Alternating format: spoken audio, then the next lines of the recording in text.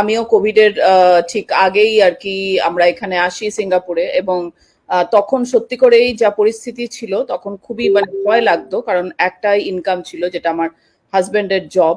আর চারিদিকে মানুষজন অনেকেই নিজের জব হারাচ্ছিলেন, এবং আমাদের আমাদের যেহেতু আমাদের দুটি সন্তানও তাদের পড়াশোনা সবকিছু চালিয়ে এবং খুব কষ্ট করেই আমাদেরকে বুঝতে পারো একটা নতুন দেশে সেটেল করাটা তো আমরা ইমিগ্রেন্ট যারা তারা বুঝতে পারি যে এটা খুব সহজ জিনিস নয়।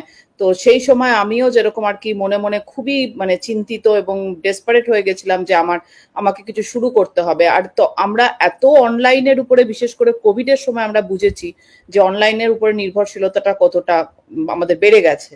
তো সেই জন্য কেন অনলাইনকে আমরা কেন ইউজ করবো না? আজকাল কোনো মানুষই নেই যারা ধরুন যারা ধরো ফেসবুক বা যাই হোক, লিঙ্কডইন হোক, ফেসবুক হোক, ইনস্টাগ্রাম হোক, প্রত্যেকেই আমরা সেখানে